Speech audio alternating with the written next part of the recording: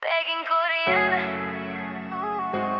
begging Korean, begging Korean, Welcome po sa channel ko. So ayan, balik na tayo dito sa tapos na tayo pahinga. At puputuloy natin tong ibang saging kasi sira to. Yung mga bunga nila sira.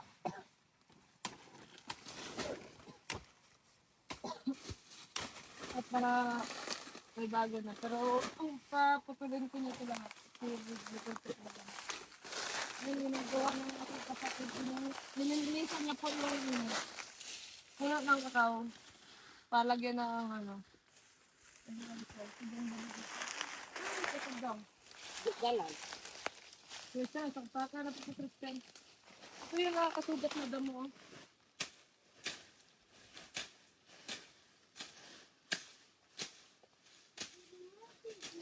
At pag may madaanan kayo na kakao na hinog, kukunin na lang natin. Hadong. Ano tayo dito sa ano? Hindi ako nakapunta sa baba kasi nga nauna. Tapos kami kasi grabe yung damo. Tinda, hindi bunga ang bukante. Dagko. Bro? Hinog? Oh, hindi na. Nabagagkan ko yun. Hilaw. Ay, ganun lang. Silpong hilaw. May bunga na yung mga rambutan. Ang daming bunga ng rambutan. Ay, ito maraming bunga. Sakaw. Apil pa ni Sakwa daw. Ano daw? Paubos na yung tamandala na. Ay, ito yung harvestin na lang natin. Kasi di nga namin na-harvest ito ng una. Kasi nga, hindi ako nakapunta dito. Kasi harvestin na lang natin ngayon. Kasi kaysa naman masisira lang. Kaya nililisan din natin.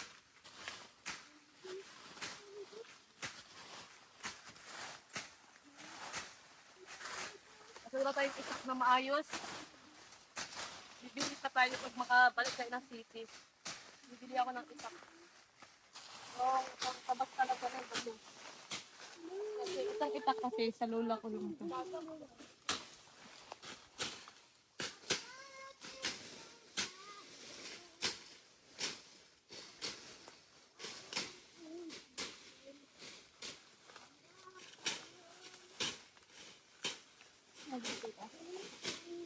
Anyang rambutan ng daming bunga. Ay, maraming bunga yung kakao dito.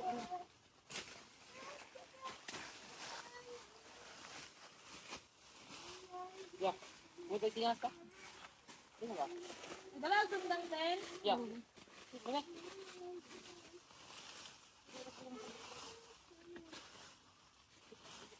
Ano ba? Masumsum ko. Basig na yung mga umutan ba? Ano?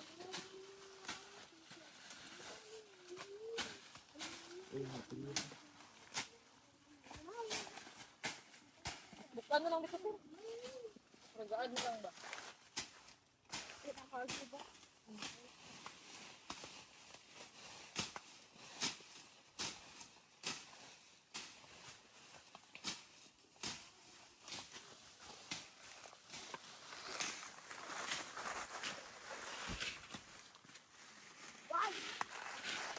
Yun na nga ang ilalagay sa ano, sa puno ng kakao.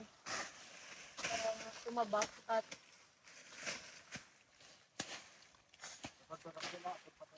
hindi. Ito nila ilagay yung ano. Pusot kayo. Ayun na ah. Ilagay. Ang sama?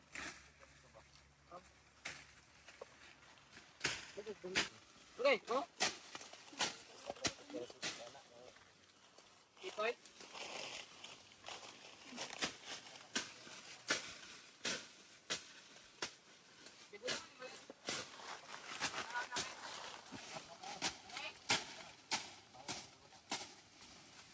Dadong yung yawan ang punuan para mabuto ng dali ito. Uwa pa mo ng mga bungas na tao. Kapag nga mga bungas ito, mudad crispy para mabuak.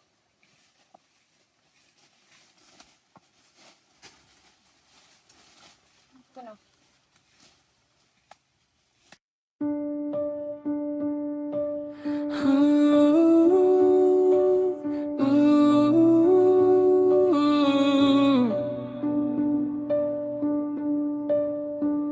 Simula nang makilala ka, hindi maipaliwanag ang nadarama. Dibdib ko'y kabang-kaba sa tuwing nakikita ka. Hindi kumpleto ang araw ko kapag hindi ka nakikita. Ikaw o aking sinta, ikaw lang, wala nang iba.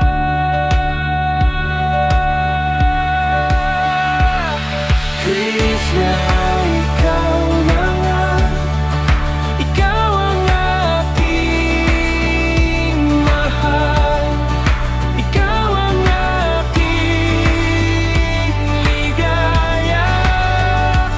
O Krishna, walang iba.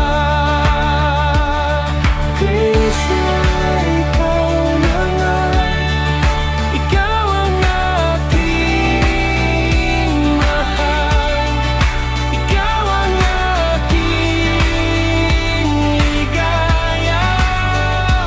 O Krishna, walang iba.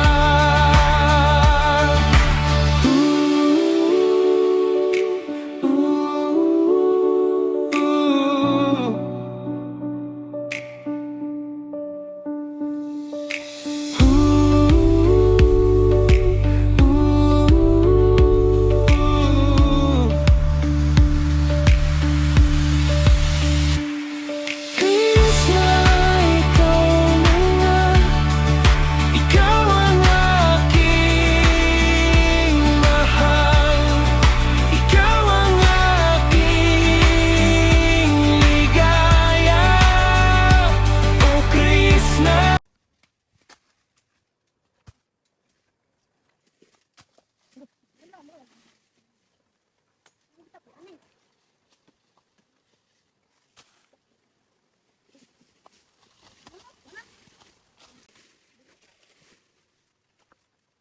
Ano sa ba?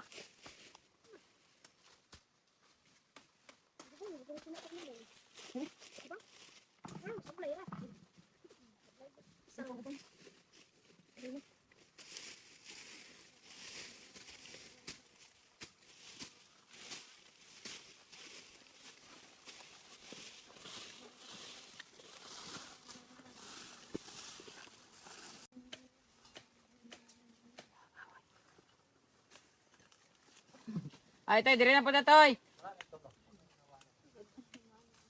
Sigupit niya?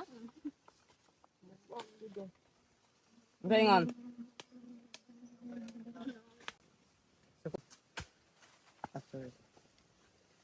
Kuwata ba hambre ito? Sigyaw-yaw ba? Turo-turo.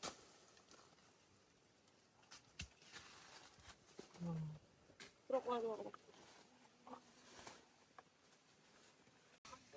Mga tot. Abi ko ka.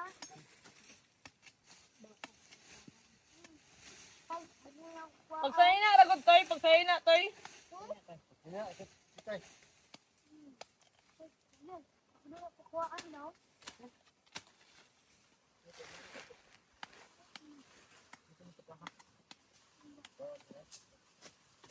So yun, linisan natin yung mga kakao na mga mga maliliit na kakao.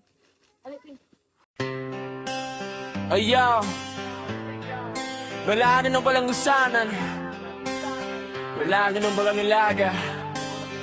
Yo, may nakilala akong isang magandang dalaga. Walang arte, walang kolorete ang kanyang mukha. Siya ang nagpapatunay na hindi lahat mambae nasa bahay. Lahat ng trabaho kanyang pinasok, maging ang pag-uuling sa bundok. Sakit ng katawan kanyang iniinda, makatulong lang sa kanyang mahal na ama't ina. Hindi marunong sumuko ang isang katulad niya, mapagmahal sa pamilya. Pangaral ng magulang ang kanyang dala, kahit saan man mapunta. Kaya siya ay higit na pinagpala. Lumipat ka, gawin ang sariling ibon malaya, tahakin ang landas na sa iyo'y nakatagana. Huwag kang lilingon sa mga matang mapanghusga. Yakapin mo aming pagmamahal at tiwala. Lumipad ka sa alaba, pagdalhin ang iyong pangarap. Andito kami sa likod mo, pumalakpak. Di yan ilala.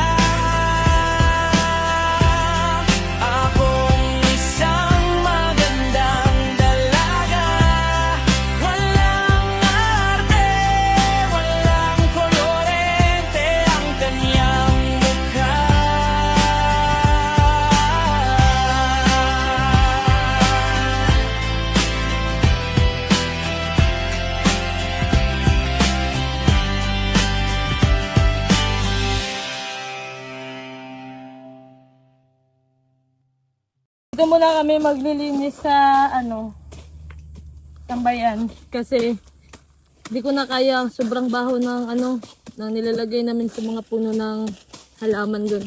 So ang naglalagay yung kapatid ko at tito ko na lang kasi hindi ko kaya. So, dito na lang kami naglilinis. Para lagayan ko to dito na. Maglagay ako mamaya ng duyan.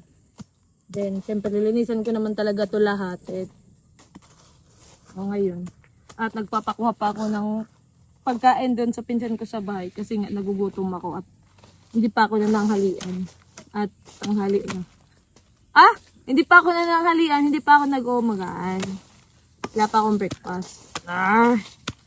Nagkape lang ako kanina. So, nagpapakuha ako ng pagkain doon kasi nga nagugutom ako. So, linisan na rin.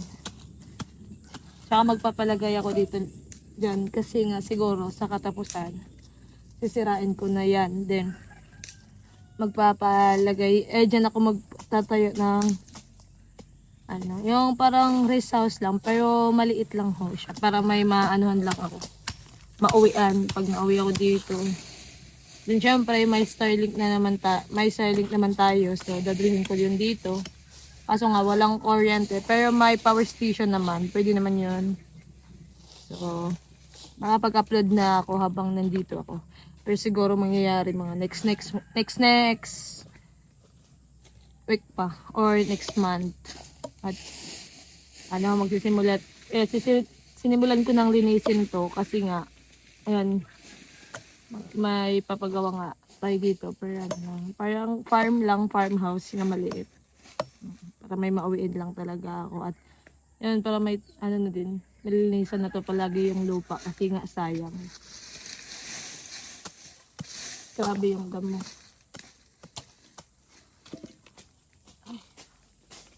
May pero hindi hindi makakuha ng damo. Kasama ko yung pinsan ko, anak ni Ate May. Wala din naman siyang ginagawa so, pinasama ko na lang siya dito. Pero nang harvest din kami ng kasi nga ito na yung pinsan ko. Nakadala na siya ng pagkain. Ang duyan naman tayo. Duyan, wait lang. Nakabili nga tayo ng duyan kahapon. Lalagay natin ito mamaya sa At nandito na nga yung pagkain. Ayan, dito lang tayo kakain. Ayan, kaya natin. Ito may plato. Dito lang tayo kakain. Tsaka isda yung ulam namin. Mahaw na ka, Ten? So, ito. May sabaw pa na yabura tayong ng isda. Ito siya. Kakain na po tayo. Hindi ko alam saan ilalagay yung camera. Ayan. Kakain na tayo. Pagkaw na dong, ay dong.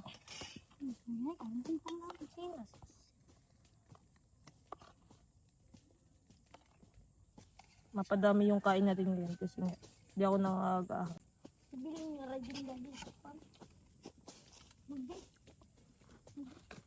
Upo tayo dito.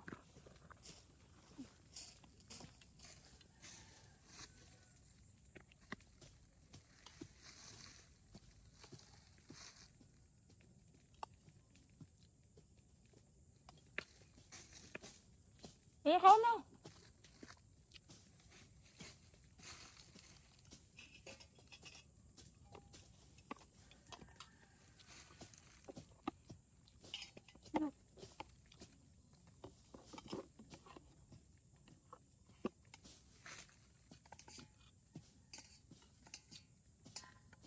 Ang sarap kumain pag nasa bukid ka. Tahimik.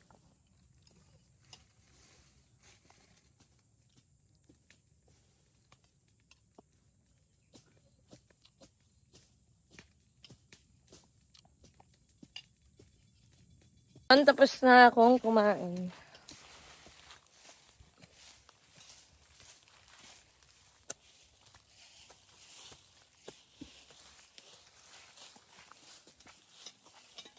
Ang linis na dito.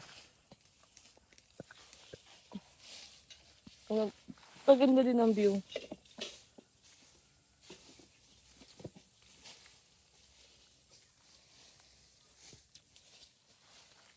Pahinga muna tayo kasi nga kakatapos lang natin kumain.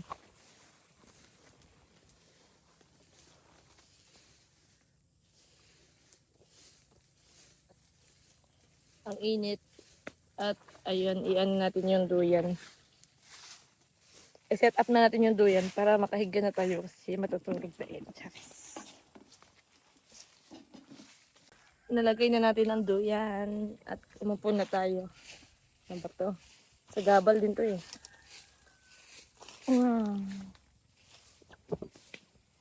Sobrang laki na itong duyan na to.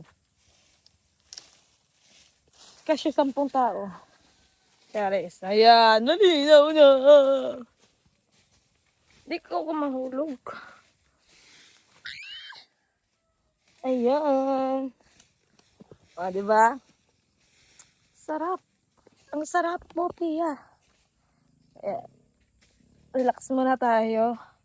Mamaya, babalik na naman tayo sa ating mga gagawin. Kasi kakatapos nga lang natin kumain. So, ayan. Relax muna. Panoorin nyo muna ako. Habang yan dito. Yan, sobrang ganda. At kung malaglag tayo dito, tusok talaga tayo. Hindi naman siguro malaglag eh. So, para pag uwi ko galing city, pag pumunta tayo, dito na tayo uuwi. Ay, nalinis na. Kaangas. So, ngayon, pauwi na kami kasi nga, tanghali na. At saka, parang umuulan, no? Ang itim na ng langit. Yan. So, yung tito ko, naunan na nga siya kasi nagugutom na siya. Parang alauna na ng tanghali. So, pauwi na din kami.